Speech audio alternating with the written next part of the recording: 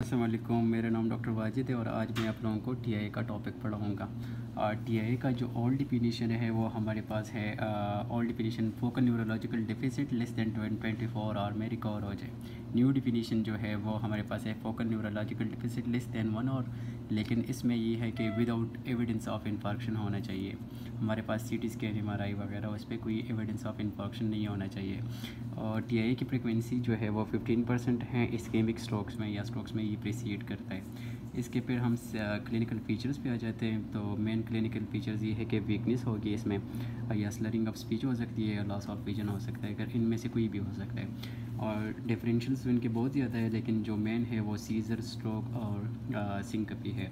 Investigations जो है वो हमारे पास हमने बी राइज इसमें कंसिडर करनी है, कोआक्स भेजनी है, ड्रॉप्स भेजनी है, ईसीजी मस्ट करनी है, सीटी ब्रेन विदाउट कंट्रास्ट करना है, और एमआरए और एमआरवी कंसिडर करनी है। एमआरआई जो है DW1 विदाउट कंट्रास्ट हमने कंसिडर करनी है।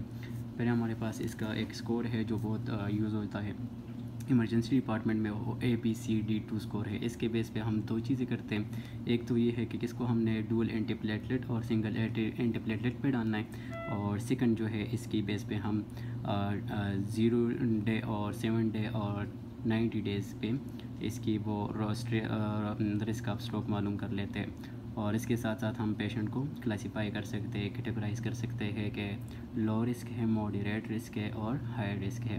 1 to 3 जो है वो लो रिस्क है, 4 to 5 जो है वो हमारे पास मॉडरेट रिस्क है, और 6 to 7 जो है वो हाई रिस्क है। ABCD2 स्कोर से बनता क्या है, तो इसमें ए जो है वो एज है, और अगर 60 से एबव है तो 1 स्कोर है, और अगर 60 से कम है तो 0 है। BP अगर 140/90 से ज़्यादा है तो 1 स्कोर है, अगर लेस है तो 0 स्कोर है। क्लिनिकल फीचर्स अगर वीकनेस है तो 2 स्कोर है, और अगर स्लेरिंग ऑफ स्पीच है तो 1 स्कोर है। इस तरह जो D है उसमें 10 to 59 मिनट से 1 स्कोर बनता है, अगर ये ड्यूरेशन ऑफ क्लिनिकल फीचर इतना टाइम परसिस्ट करे, और अगर 60 मिनट से एबव परसिस्ट करे कोई भी वीकनेस या स्लरिंग ऑफ स्पीच या लॉस ऑफ विजन, तो वो 2 स्कोर बन जाएगा। और आखिर में हमारे पास जो D है वो डायबिटिस मेलाइटिस अगर है तो 1 स्कोर बन जाएगा। इसके बेस पे हम ABCD2 स्कोर के बेस पे हम ट्रीटमेंट देते हैं। अगर लेस दैन 4 है तो हमने सिंगल एंटीप्लेटलेट देना है, एस्पिरिन 325 mg स्टेट डोज देना है। अगर सीटी ब्रेन पे हैमरेज रूल आउट करना है मस्ट, अगर वो नहीं है तो हम इससे लोड करेंगे और 81 mg पर ओरल OD पे 3 वीक्स पे रखेंगे।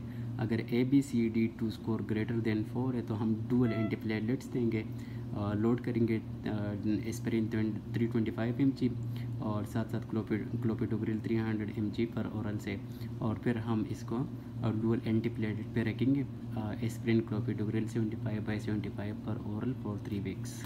Thank you.